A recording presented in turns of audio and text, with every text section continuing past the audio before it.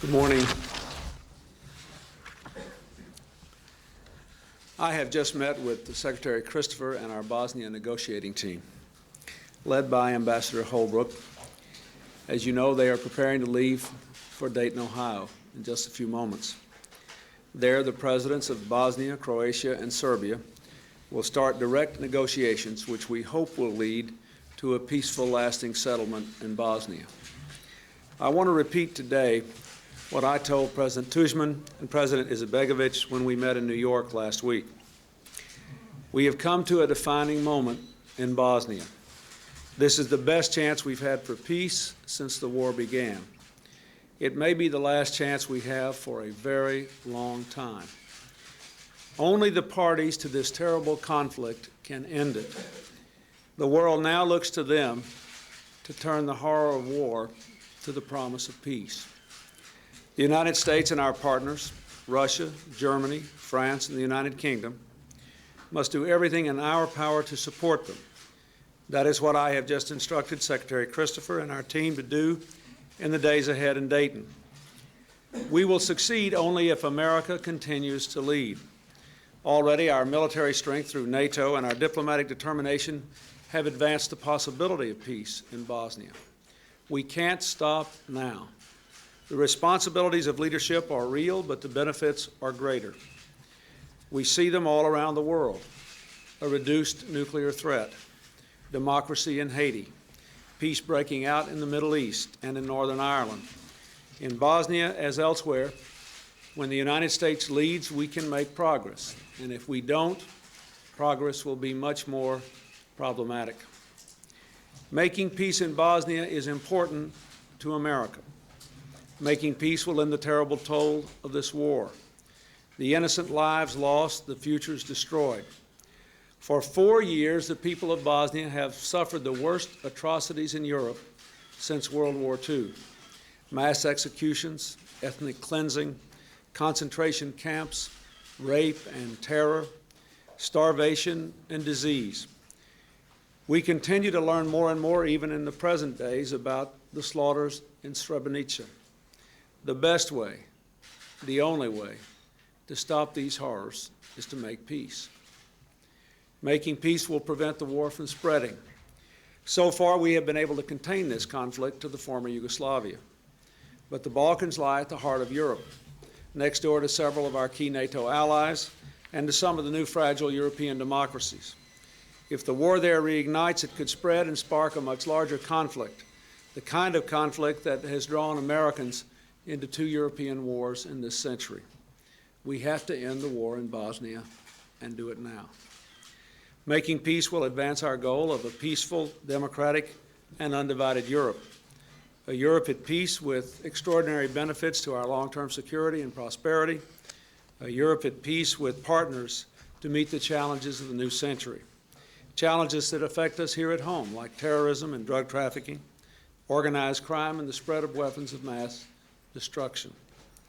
A peaceful, democratic, undivided Europe will be that kind of partner. In Dayton, our diplomats face a tremendous challenge. There is no guarantee they will succeed. America can help the parties negotiate a settlement, but we cannot impose a peace.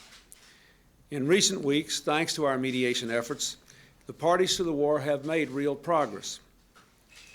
The parties have put into effect a Bosnia-wide ceasefire. They have agreed to the basic principles of a settlement. Bosnia will remain a single state comprised of 2 entities, but I repeat, a single state. There must be free elections and democratic institutions of government at the national and regional levels. Now, beyond this, many difficult issues remain to be resolved. These include the internal boundary between the Bosnia-Croat Federation and the Serb Republic, the status of Sarajevo, the practical steps that need to be taken to separate hostile forces, and the procedures for free elections. That's just a few of the difficult issues this team will have to confront beginning today.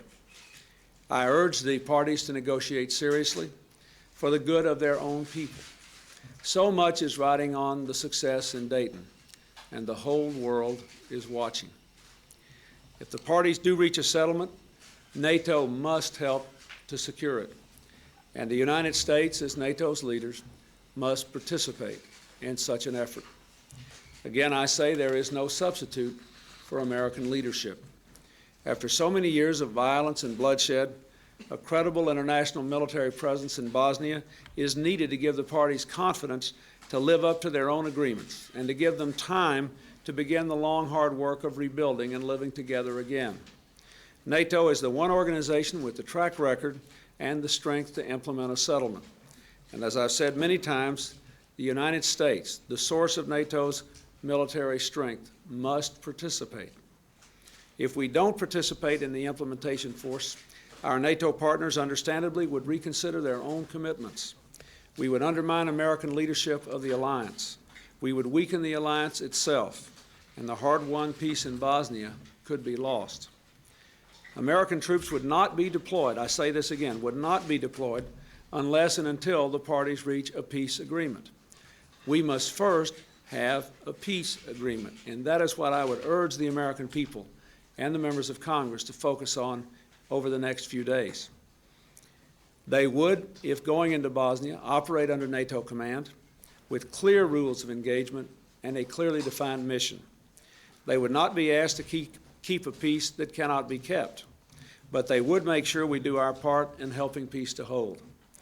As the peace process moves forward, I will continue to consult closely with Congress. If a peace agreement is reached, I will request an expression of support in Congress for committing United States troops to a NATO implementation force. Our foreign policy works best when we work together. I want the widest possible support for peace. But now it would be premature to request an expression of support because we can't decide many of the details of implementation until an agreement is clearly shaped and defined. Let me stress again, we aren't there yet. There are still difficult obstacles ahead. The focus on Dayton must be on securing the peace. Without peace, there will be nothing for us to secure.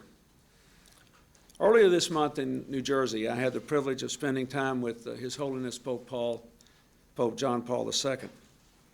At the end of our meeting, the Pope said something to me I would like to repeat. He said, "You know, I am not a young man. I have lived through most of this century.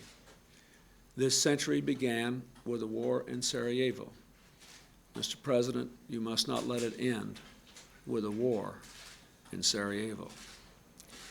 All of us must do our part to hear the Pope's plea. Our conscience as a nation devoted to freedom and tolerance demands it. Our conscience as a nation that wants to end this mindless slaughter demands it. Our enduring interest in the security and stability of Europe demand it. This is our challenge, and I'm determined to do everything I can to see that America meets that challenge. Thank you. Mr. President, what do you do What is with... the effect of the House resolution on these talks, and do you feel hemmed in by them? No. By it? No, I wouldn't expect it to have any effect on the talks. I think we have to get the peace agreement first. I expect to consult intensively with the leaders of Congress. Beginning, I believe, tomorrow, the congressional leadership is coming in, and I expect to talk to them about Bosnia in detail, and then to keep working with the congressional leadership and with members of Congress who are interested in this right along, all the way through the process. And I expect them to say that they want to ask questions and to have them answered before they would agree to the policy that I will embark on. Mr. President, looking back at the advice that General Colin Powell gave you on Bosnia when he was chairman of the Joint Chiefs of Staff, was that bad advice, his reluctance to use air power to force the parties into negotiations? Let me tell you, today we're starting a peace process, and we have done things that have brought us to this point. I believe we've done the right things, but I think the American people should be focused on peace and on the process and the work before us. Mr. President, are you going to make peace with Republicans tomorrow and strike some sort of debt extension agreement? Well, I look forward to having the opportunity to discuss that with them. I know Senator Dole and Leon Panetta have had a brief conversation about it. I know that a lot of others are contacting the Congress about it, so we'll have a chance to talk about that tomorrow as well. Are you willing to accept a short-term through November 29th, as has been suggested, extension?